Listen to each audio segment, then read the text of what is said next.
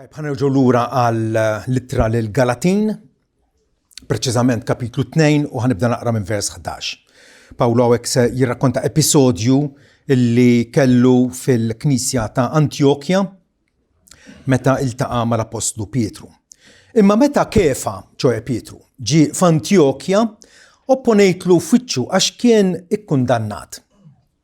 Għax qabel ġew xilut minant ġagbu, kien imdorri jiekol flimkien mal-ġentili. Imma meta ġew beda iwarrab u jissepara li nnifsu għax beża minn dawk tal-partit taċ-ċirkonċiżjoni. U l-bija tal-Lut labuha ta' ipokriti miegħu wkoll biex hekk saħansitra Barnaba inġar mill-ipokresija tagħhom. Imma meta rajt li ma kinux jaġixxu dritt mal-verità tal-Evanġelju, qed lil Kefa quddiem kulħadd. Jekk int għala volja int ludi tgħix bħala ġentil u mhux bħala ludi, kif iġġiel lil ġentili jgħixu bħal Lut? Aħna Lut min natura u mhux midinbin mill-ġentili. U frattant nafu illi l-bniedem mhux ġustifikat bl-opri tal-liġi, iżda biss permezz tal-fidi fi Kristu Ġesu, għalhekk imqara aħna minna fi Kristu Ġesu. Sabiex inkunu ġustifikati bil-fidi fi Kristu u mhux bl-opri tal-liġi. Għax bl-opri tal-liġi ebda bniedem mhux se jkun ġustifikat. Din hija ċertament il-kelma tal-Mulej. Jekk ikun nsaqsu lin-nies in ġenerali, jew nsaqsi lilek, x'inhija dik il-ħaġa l-aktar tinkwetak? Skont l-intelligenza tagħna nibdew ħerġin b'ċertu tweġibiet bħal li żed ħaġa tinkwetani x'ħan jiklu f'nofsinhar. Jew li żed ħaġa tinkwetani x'pensjon ħajkolli wara li nirtira. Ħanibda l-mistoqsija. X'inhi l-kwistjoni li imissa tinkwetak l-aktar? Mhux li tinkwetak, imma li imissa tinkwetak l-aktar. U allura naħseb jiena hawnhekk il-kwistjoni universal tagħna il-bnedmin kollha kemm aħna, tal-umanità. Id-dilemma tagħna illi niffaċċjaw tul ħajjitna xi wħud jissaraw magħha. Xi wħud warbuha u xi wħud taqqas biss għandhom interess li jippruvaw isibu tweġiba adekwata. Persempio d-dilemma persistenti tal-umanità hija kif nista' jien personalment insir sewwa malla. Ħasbu ftit waraw taqblu x'miegħi. Anke l-aktar wieħed mill-aktar kotba antiki li qatt inkitbu li għadhom magħna, ġo l-ktib ta' Ġobb. Din il-kwistjoni qajjimha 3 darbiet. Matul il-ktieb nisimgħu l-ewwel darba f'kapitlu 4, jista' l-bniedem mortali, ġib bniedem dgħajf li jmut bħalu bħalek. Jista' l-bniedem mortali jkun ġust quddiem Alla? Jista' bniedem ikun pur quddiem min għamlu? Għax nafu fil-kuxjenza tagħna illi aħna maħmuġin. Illi aħna Alla jodna u jarana u ekku bħala nies korrotti quddiemu. Il-mistoqsija tinbidel xi ftit imbagħad f'kapitlu 9 fejn jgħid kif jista' bniedem ikun ġust quddiem Alla. U kif ngħidu li nistgħu insiru sewwa Alla, ma kif?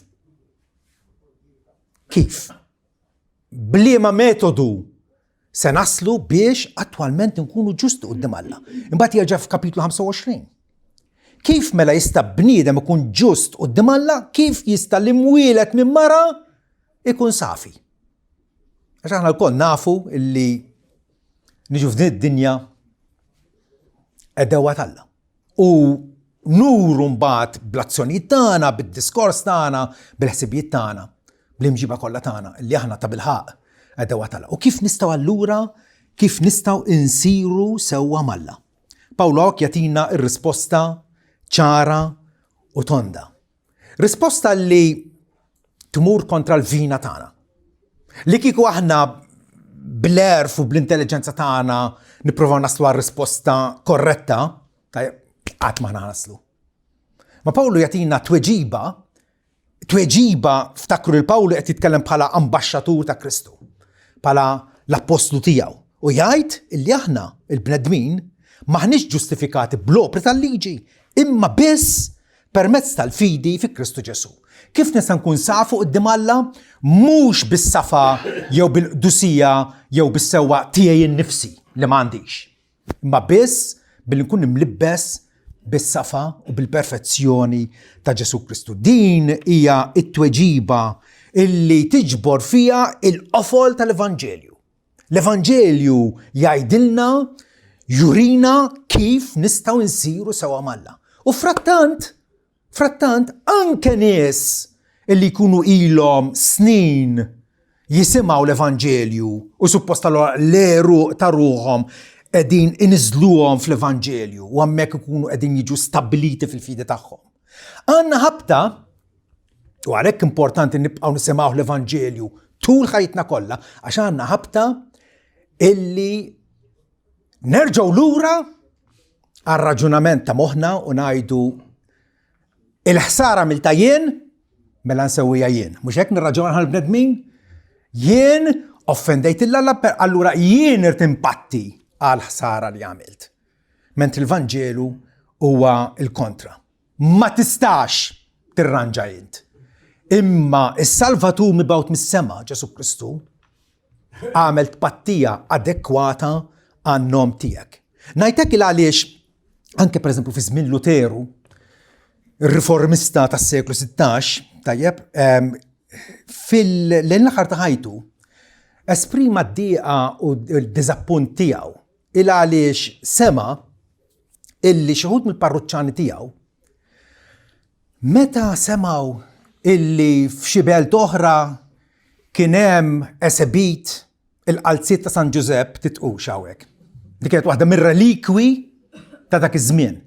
Dawn iġġennu qabdu u marru biex ibusu l-qalziet ta' San Giuseppe il għaliex kienu jemnu illi jakkwistaw mertu għalihom nfushom, illi bekk huma ħajkollhom aktar raġuni għalfejn Alla għandu jilqagħhom. Dinja fin-natura tagħna. Irridu niġġildula din. Irridu niġġildula il għaliex l-Apostlu Pawlu jekk hawnhekk maħniex naqblu miegħu illi aħna Pawlu qed jgħid lil Pietru jgħidlu illi aħna lut minn natura ġifieri bħala razza ta' nies aħna aħjar mill-ġentili il-pagani li kienu nies ħażina, morali, ħallelin, idolatri. Għal aħna lut minn natura u mhux mid-dinbin mill-ġentili. U frattant nafu illi l-bniedem mhux ġustifikat bl-opri tal-liġi, imma biss permezz tal-fidi fi Kristu Ġesu. Din hija d-dikjarazzjoni illi kull Kristjan galbat jiddikjara, jemmina u jgħixha. Aħna insiru sewwa mal-Alla permezz tal-fidi fi Kristu Ġesu. Kif inqalad dil-kwistjoni? Rajnija illi dana Pietru żar il-Knisja ta' Antjokja fejn kien hemm Pawlu u Pawlu kien imdorr jiekol mal-ġentili insara bħal maħna aħna minn diversi nazzjonijiet. In-nies li ma kinux lut dak iż-żmien kienu jsejħulhom ġentili. Tajjeb, il-Maltin huma ġentili, l-Amerikan huma ġentili, il-Ġappuniż huma ġentili, kulħadd huwa ġentili. Li fil-lut. Tajjeb? U allura l-lut insara kellhom din l-idea illi kienu għadhom qegħdin jgħixu fuq il-liġi ta' Mosè, josservaw il-festi, d-dieta u l-bqija, tajjeb. Però hawnhekk meta Pietru mar Antjokja, imbagħad ġew ukoll nies minn Ġagbu għalhom minn Ġerusalemm illi kienu favur il-liġi ta' Mosè. U Pietru biex jingwala magħhom, ma jmurx jiksera magħhom, beda iwarrab minn mal-mejda ma bax jiekol mal-insara ġentili. U bekk qed juri li allura dawn l-insara ġentili huma tat-tieni klassi, huma inferjuri għall-insara lut. Pawlu, l-intenzjoni ta' Pietru kienet intenzjoni tajba, però l-azzjoni tiegħu kif aġixxa bħalli kieku għamel differenza bejn insara lut u insara ġentili. Dawn iżommu l-liġi, dawn ma jżommuhiex. L-azzjoni tiegħu kienet isa minaċċa, kienet isa teddida għal verità tal-Evanġelju. Pietru kien intimidat dak il-ħin, aħna il-kol kemm aħna għandna saqajna tat-tafal. Pietru dak il-ħin b'din it-tattika fjakka tiegħu ħansejħilha hekk, ħalla l-impressjoni illi l-insara ġentili bħal maħna, tajjeb, illi allura ma nosservawx iċ-ċirkonċiżjoni u affarijiet oħra tal-liġi ta' Mosè, bħal kieku aħna inferjuri għall-insara Lut. Pietru ovvjament kien jemmen illi aħna milquha quddiem Alla bil-fidi fi Kristu Ġesu. U nnifsu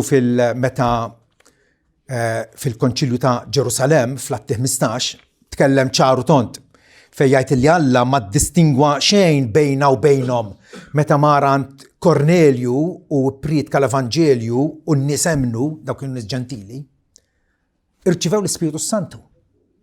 U Pietru għammidhom u laqagħhom fil-Knisja fuq l-istess livell bħal Lut. U allura hawnhekk qed jgħidilna qed ifakkarhom jgħidilhom li Alla ma ddistingwa xejn bejna u bejnhom billi purifikalhom qalbhom bil-fidi. Issa mela għaliex iġġarbu l-Alla billi tqiedu madmat fuq id-dixxipli. Madma ġifieri qegħdin tisfurzawhom li josservaw il-liġi ta' Mosè. Huwa madmat tqil. Tajjeb? Illi la missirijietna u lanqas aħna ma flaħna nġorruh. Imma aħna nemnu illi bil-grazzja tas-Sid Ġesu ninsabu salvati. L-istess mod bħal dawk ukoll, l-istess mod. Alla jilqa' lill-bnedmin midinbin b'metodu wieħed, bil-fidi fi Kristu Ġesu. Aħna nemnu illi bil-grazzja tas-Sid Ġesu ninsabu salvati. Pietru allura hawnhekk dineb bil-faċċoliżmu tiegħu. Id-dottrina tiegħu kienet tajba, però kif aġixxa wera li bħalli kieku l-insara Lut huma aħjar mill-insara ġentili għaliex għandhom iċ-ċirkonċiżjoni u affarijiet bħal dawn. Pawlu hawnhekk ra illi l-Evanġelju qed jiġi ipperikolat. U allura kien neċessarju illi jikkonfronta anke il-kollega tiegħu Pietru. Pawlu kien qalbini biżżejjed illi iċanfru u jikkonfrontah anke pubblikament. Għaliex? Għax Pietru żbalja pubblikament. Wara kellu bżonn korrezzjoni quddiem kulħadd. Okay? Pawlu intebaħ illi hawnhekk propjament jinsab il-bużillis, jinsab il-qofol ta' kollox.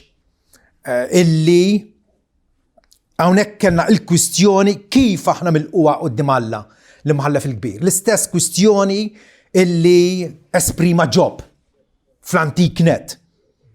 Kif jista' bniedem ikun ġust quddiem Alla? B'dak li nagħmlu aħna ċirkonċiżi, aħna x'mamdin, għamilniex dil-ħaġa u l-oħra, jew bil-fidi fi Kristu Ġesu.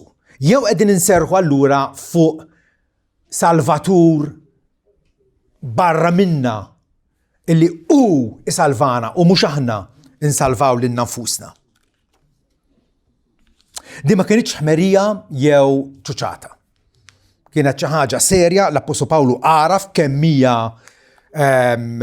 essenzjali illi l-Evanġelju jgħaddi fis-safa tiegħu minn ġenerazzjoni għall-oħra. U għalhekk Alla ħsieb illi l-Evanġelju jkun irrekordjat ċaru tont fil-kitbiet li ħallewna l-Apostli biex dejjem nkunu nistgħu mmorru lura ad fontes, lura li rasilajn u ngħidu l-Apostli x'għalmu l-Apostli. Illa għax tafu intom xiġri jgħaddi żmien u l-istorja tinbidel. Ma l-Evanġelju Alla jridu li jibqa' mingħajr mittifes. Għaliex? Illa għaliex huwa bl-Evanġelju li aħna nsalvaw. L-Evanġelju huwa talla salvazzjoni ta' kull min jemnu. Okay? X'inhu l-Evanġelju? Li aħna ġustifikati bil-fidi biss. Illi Alla jodna bħala ġusti qudiemu minħabba l-fatt illi aħna nafdaw mhux fina nfusna imma nafdaw fi Kristu Ibnu. Għana ġaw nisimgħuha din id-dikjarazzjoni illi prattikament hija jekk mhux l-iżjed sentenza importanti fil-Bibja kollha. jiena kieku nivvutala bħala l-iżjed sentenza importanti u kruċjali fil-Bibja kollha. Aħna lut minn natura u mhux midinbin mill-ġentili u frattant nafu li l-bniedem mhux ġustifikat bl-opri tal-liġi, iżda biss permezz tal-fidi fi Kristu Ġesu. Għalhekk imqara aħna minna fi Kristu Ġesu sabiex inkunu ġustifikati bil-fidi fi Kristu u mhux bl-opri tal-liġi, għax bl-opri tal-liġi ħadd ma jkun ġustifikat quddiem Alla. Hija il-pern illi fuqu iddur il-Bibja kollha. Bibja kollha b'xi mod jew ieħor dejjem tispjega li s-salvazzjoni tagħna ma tinsabx fina nfusna x'namlu aħna. Is-salvazzjoni ħadimha Kristu għalina fuq is-salib. Tilqaħħa jew la? Tilqaħħa jew la? Kif jista' bniedem ikun ġust quddiem Alla? Billi jirrikorri għand is-Salvatur. Billi iħares mhux lejn innifsu imma lejn Ġesu Kristu. Saqsil il-min trid.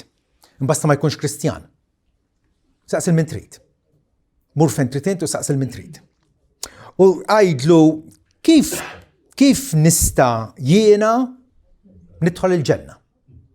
U it-tweġiba tista' tkun bażikament tkun dejjem l-istess. Tisma' ħwejjeġ bħal tnaddaf, għejx ħajja moralment aħjar, ipprova nbidel, ibdel imġibtek, irsisti u għamel ħiltek biex tobdi l-mandamenti talla, dak it-tip ta' tweġibiet tisma'. Il-bniedem bir-raġuni tiegħu sammek jasal.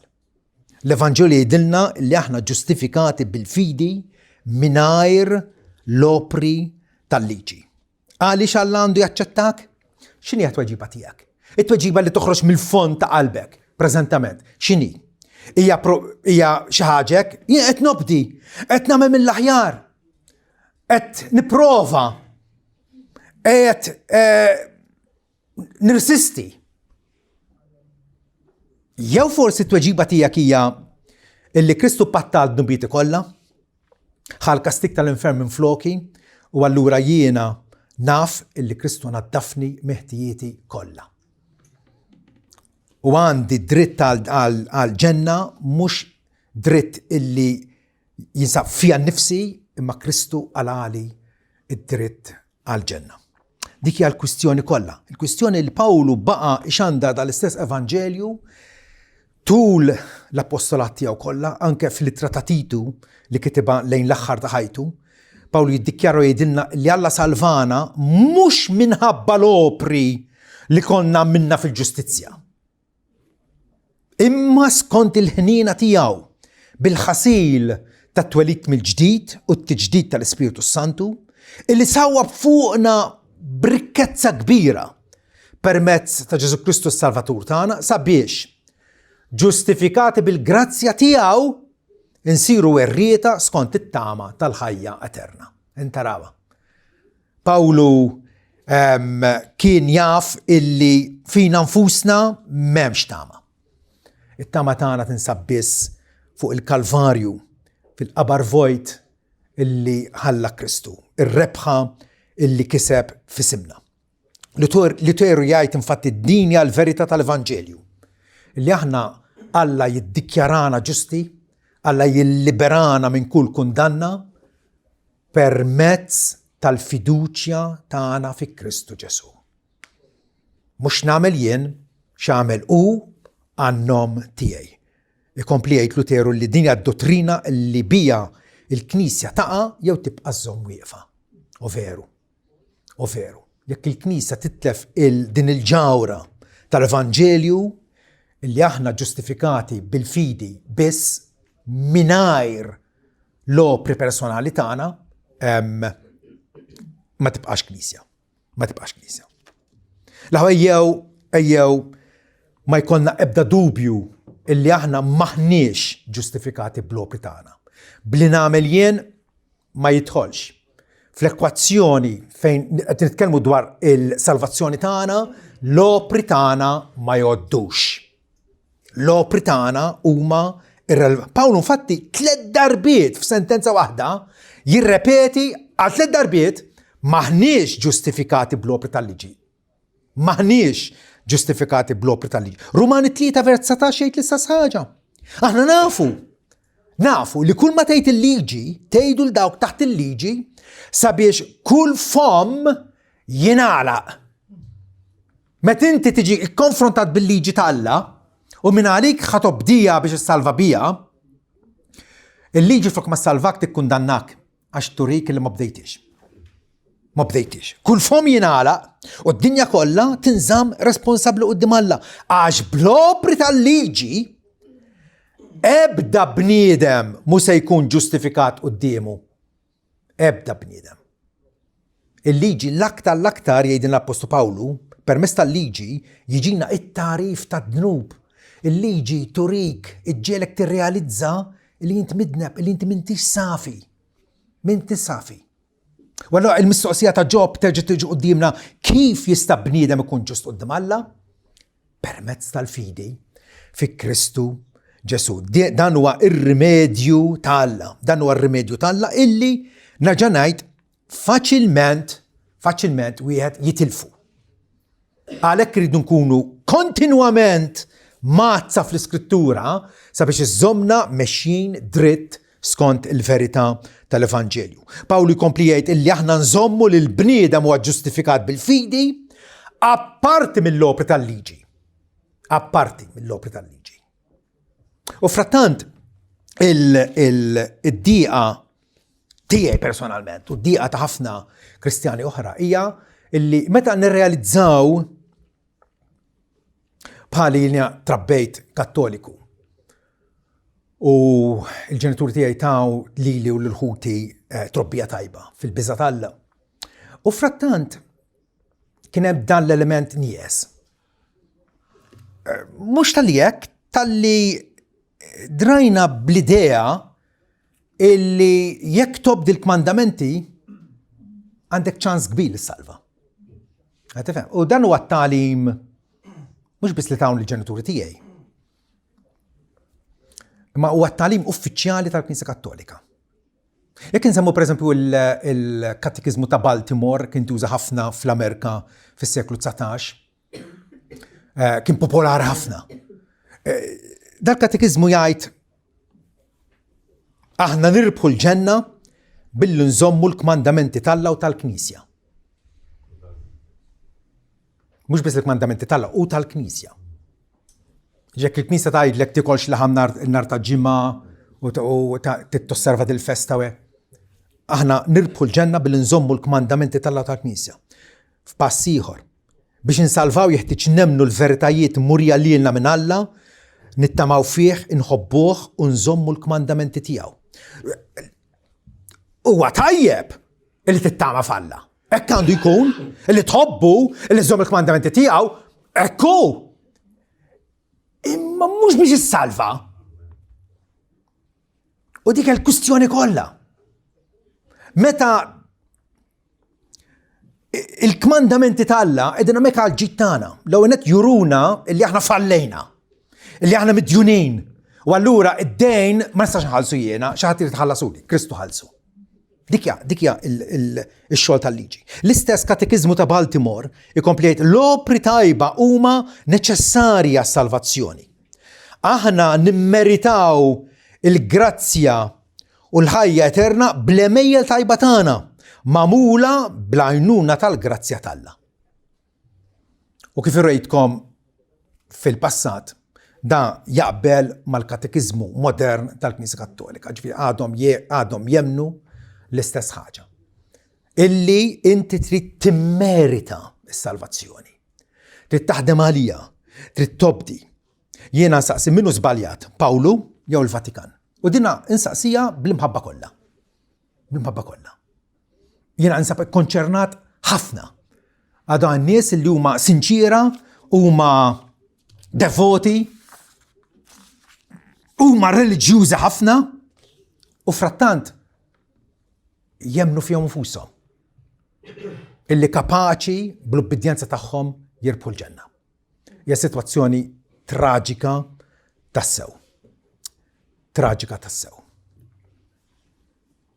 Il-Kattoliċi allura jekk inti issemmilhom dis-sentenza اللي nafu li l-bniedem mhux ġustifikat bl-opri tal-liġi, imma biss permezz tal-fidi fi Kristu. U turijilhom jgħidulek ma żaw waħda, hemmhekk Pawlu qed jgħid għal-liġi ċerimonjali tal-lut. Għal-ċirkonċiżjoni, il-festi, id-dieta, għal dawk l-aspetti tal-liġi. Pawlu però jagħmilha ċara illi mhix biss il-liġi ċerimonjali, ma liġi morali, għax il-liġi hija ħaġa waħda. Liġi hija ħaġa waħda. Fir-Rumani 3 jgħid la darba permezz tal-liġi jiġina t-tarif tad-dnub. Kif jiġina t-tarif tad-dnub? Għax ma nagħmilx ċirkonċiżjoni? Għax ma nosservax il-festa tat-trumbetti li kienu jisserva għall-lut? Il-liġi, il-tarif tad-dnub jiġini minn dawk il-kmandamenti bħal la tisraqx, la tikdibx, la tagħmilx adulterju, la tixtieq xwejn xi ħadd ieħor. Dawk il-liġi morali. Pawlu qed jirreferi hawnhekk għal liġi morali wkoll. Ġifieri qed jgħid mhux bil-partiċipazzjoni tagħna illi aħna insalvaw, imma biss bil-fidi fi Kristu. Luteru jgħid li Pawlu hawnhekk jinkludi l-opri kollha mhux biss dawk mandati minn Alla, iżda wkoll dawk ivvintati mill-bnedmin bħal huma l-monastiċiżmu, ċelibat, l-asċetika. Ebda emil uman, ebda żamma tal-liġi ma tista' tagħmilna sewwa quddiem Alla. U għandu raġun. Calvino li kien ukoll reformista ieħor fl-istess żmien tiegħu, jgħid bl-opri tal-liġi Pawlu jrid ifisser hawnhekk illi kull ma nistgħu nsejħulu mertu personali quddiem Alla. Għax il-liġi twiet il-ħajja biss jekk tkun osservata perfettament. Għal dastant ħadd mhu ġustifikat biha. Ħadd mhu ġustifikat biha. Il-katekizmu ta' Heidelberg li għandna wkoll ħriġnieh bil-Malti, mhux darba jew tnejn jittakilja din il-kwistjoni kollha. Pereżempju f'Mistoqsija 62 jgħid għaliex l-opri tajba tagħna ma jistgħux jagħmluna ġusti quddiem Alla. Mistoqsija tajba. Għaliex l-opri tajba tagħna ma jistgħux jagħmluna ġusti quddiem Alla? Tweġiba. Għax il-ġustizzja li hija aċċettata minn Alla bil-fors trid tkun assolutament perfetta. U fi qbil komplut mal-liġi tal-Alla. Iżda fir-realtà l-aħjar sforzi tagħna f'dil ħajja huma l-koll imperfetti u mċabsa bid-dnub. Vera. Din hija r-realtà illi tista' tistinka u tirsisti u tagħmel l-aħjar tiegħek, xorta waħda għandek passat midneb. Xorta waħda għandek dejn li ma tistax tinneutralizzah. Għalhekk it-tweġiba tal-Alla hija fidi fis-Salvatur illi hu provdilna. Aħna nafu illi l-bniedem huwa ġustifikat permezz tal-fidi fi Kristu, għalhekk imqara aħna emminna fi Kristu Ġesu. Sabiex inkunu ġustifikati bil-fidi fi Kristu. Mhux blopri, mhux nagħmel jien, imma x'għamel Kristu għan-nom tiegħi. Fidi fis-Salvatur. Il-Bibja kull darba tistedinna biex nħarsu lejh u lejh biss illi qed tgħidilna tħabbat ebda bib ieħor. Ara, jekk pereżempju jiena wasalt f'belt u ninsab imċerċer bil-ġuħ, qed interteb bil-bart, għandi bżonn fejn norqod, però naf li dil-belt tħabbat fejn tħabbat ħadd ma jiftaħlek. Ospitalità zero. Ħadd ma jiftaħlek ebda bib. Però f'nofs il-belt hemm kastell u jekk tħabbat fil-bib tal-kastell il-prinċip ħajiftaħlek. Għajdu li fejn tħabbat? Tħabbat fuq xi mitbib? Forsi jiftaħlek xi wieħed? Jew għax taf illi il-weda hi illi jekk tħabbat mal-bib tal-kastell, dak il-bib l-uniku wieħed fil-belt jinfetaħlek. Fejn tmur tħabbat? Għad tmur tħabbat mal-bib tal-kastell. U dik hija t-tweġiba li Alla iridna li aħna nożżu fil-qlub tagħna, fiduċja fil-feddej Ġesu biss. U meta ngħidu biss huwa feddej komplut. illi il-ħidma ta' salvazzjoni tagħna ħadimha u nnifsu waħdu għalina. L-Isqof Anglikan J.C. Ryle jgħid ħalli ma ninsew qatt illi l-ġustifikazzjoni hija l-emil perfett Alla minħabba Kristu. Alla jiddikjara lilna l-fidili bħala ġusti darba għal dejjem permezz tal-fidi fibnu u mhux minħabba xi ubbidjenza jew emil minn tagħna. Meta nżidu l-emil tagħna, l-ubbidjenza tagħna mal-fiduċja tagħna fi Kristu, nkun qarraqna kollox. Tkun bħal meta qiegħed fuq vapur u fid-daqgħa l-ħin jinstama' l-qampina tal-allarm għaliex dal-vapur qed jereq. Però l-ekwipaġġ qiegħed iqassam life vest li inti tista' tilbsu ħalli x'ħin il-vapur jereq inti tibqa' f'wiċċ l-ilma. It's safe. Jekk tilbes il-life vest ħassalva. Jekk jiena ngħid, tajjeb nilbsu l-life vest, imma biex nkun aktar ċert li ma jmux ma jaqdinix il-life vest, ħan intrabat mal-bank fuq il-gverta. X'jiġrilek? Tereq. L-emil żejjed tiegħek maqut mal-life vest ikun traċedja għalik. U dik li jridu nifhmu. Il-ħidma ta' Kristu, il-passjoni, il-mewt u l-irxox tiegħu għas-salvazzjoni tagħna huma biżejjed. Meta żżid magħhom għarraqt kollox. Għarraqt kollox. Flok ma tittejjeb il-biċċa, ma tistax titjib il-biċċa. Illa għaliex is-salvazzjoni Kristi hija perfetta. Hija maħduma propjament għalik għal midinbin bħalu bħalek. Rumani 11 vers 6 jgħidilna illi jekk bi grazzja mela mhux iżgħet blopri, altrimenti l-grazzja ma tibqax grazzja.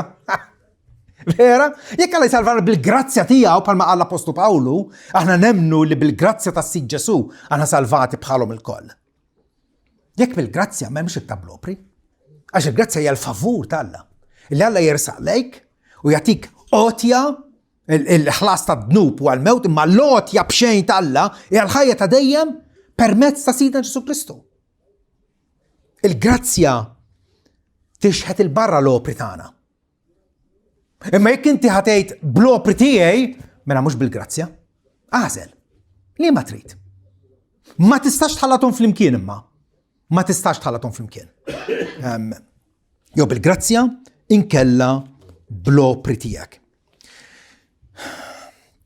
Kemm il-darba nisimgħu jekk ikollok solt żejjed jisfen fil-but kif ħaninvestih. Well, tista' tinvestih f'dawk il-bonds u f'dawk jew tiftaħ kont il-bank, però jgħidulek poġġix flusek kollha ġo investiment wieħed ġo offa waħda, ġo laqwiet, qed tifhem.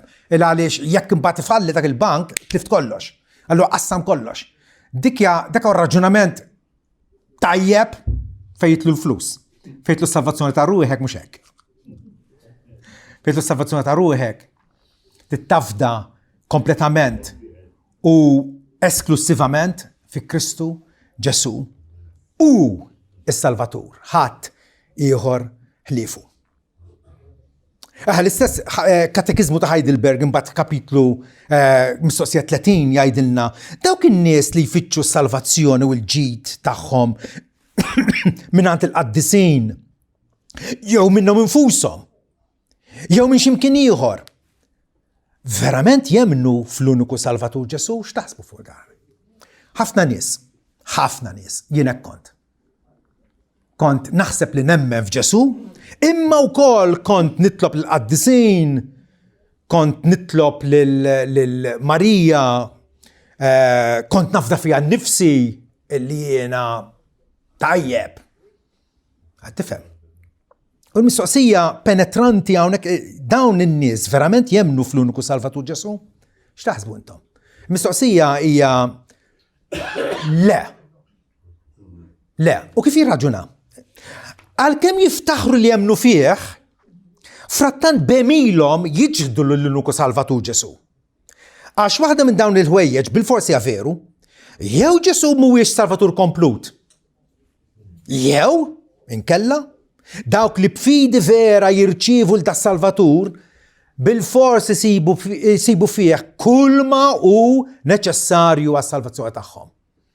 Jiena meta irrikorrejt għand Ġesu sibt fih is-salvazzjoni sħiħa tiegħi. U allura m'għandix għalfejn nirrikorri għand ħadd ieħor. La fija nnifsi u qaqqas f'ħadd ieħor. Nitikom eżempju ieħor. Jekk ikun hemm benestant, raġel sinjur, tajjeb, u dan jfittu li jagħmel festina għal kulħadd. U jiġi fuqek jgħidlek, isma' kemm tiġi? Ejja se jkun hemm ikel bix-xaba. Se jkun hemm ikel li żgur se toħroġ sodisfatt. U inti tajlu niġi nilqa' dal-invit tiegħek. Tajjeb? U wasal ġurnata u poġġi l-ħavrżek wara darek u sejjer għal din iċ-ċena ta' dan il-raġel senjur. Jekk ifettillek tieħu happy meal miegħek.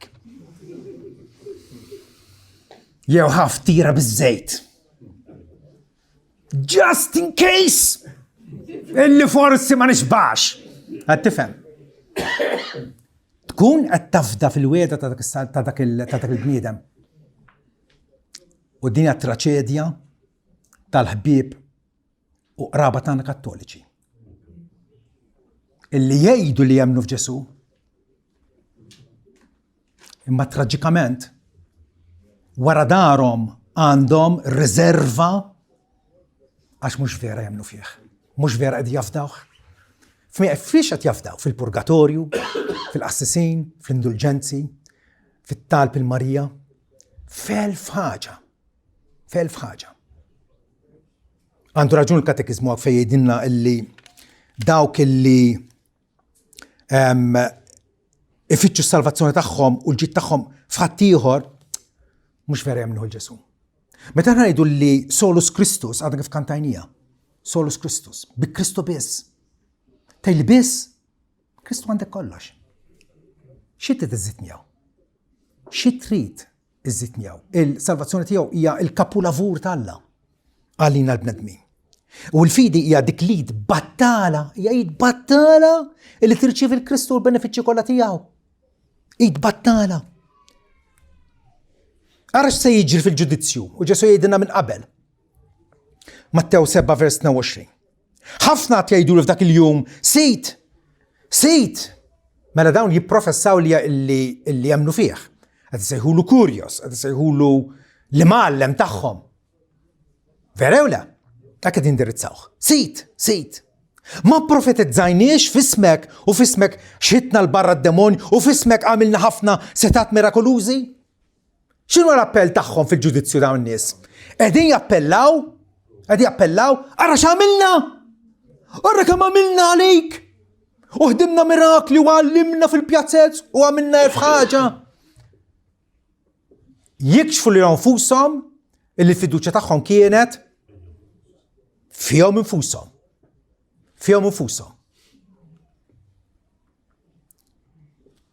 U Ġesu imbagħad jiddikjaralhom qatt ma kont nafkom, itilqu minni intom li taħdmu l-ħażen. Dik se tkun il-pronunzja ta' daw kollha li ma jilqawx l-Evanġelju kif jiddikjaraħ l-Apostolu Pawlu. Li aħna nafu li l-bniedem mhux ġustifikat bl-opri tal-liġi, iżda biss permezz tal-fidi fi Kristu. U aħna wkoll allura emminna fi Kristu Ġesu. Sabiex inkunu ġustifikati bil-fidi fi Kristu u mhux bl-opri tal-liġi, għax bl-opri tal-liġi ħadd ma jkun ġustifikat. Forsi issa bdejtu tirrealizzaw kemm hija importanti din id-dikjarazzjoni. Hija il-messaġġ sħiħ tal-Bibja.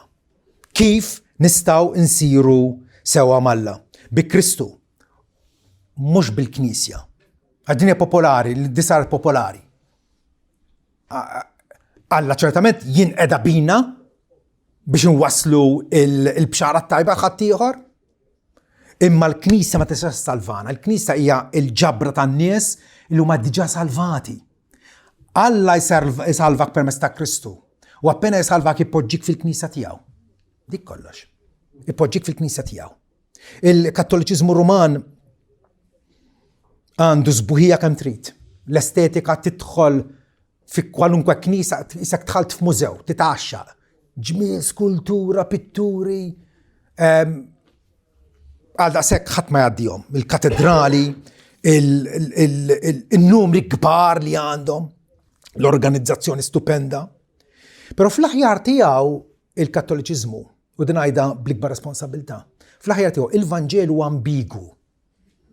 U dan tistgħu konfermawh hekk kontu intom u jekk issaqsu lil ħbieb anke kleru għajdulhom kif nista' insir ġust quddiem Alla.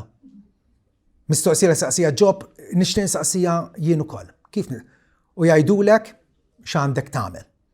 Meta fil-fatt it-tweġiba tal-Alla hija ħares lejn is-Salvatur. Ħares lejh bil-fidi. Duru lejja truf kollha tar-art u kunu salvati għax jien Alla u m'hemm xi ieħor ħliefi. U allura le, mhux ħankun impressjonat b'dak bl-estern, bil-ġigġifogu u bil-festi u bil-proċessjonijiet u bil-damask u bil-ħdut u festikwandati u le, il-ġustifikazzjoni hija bil-fidi biss. Alla jiddikjarani ġust, il-liberat minn kull ħtija, maħfur darba għal dejjem permezz ta' Kristu biss. Permezz ta' Kristu biss. Dan huwa l-muftiħ għall-ġenna l-aħwa. Dan l-muftiħ għall-ġenna. Ara li kollok dan l-muftiħ u mhux ieħor.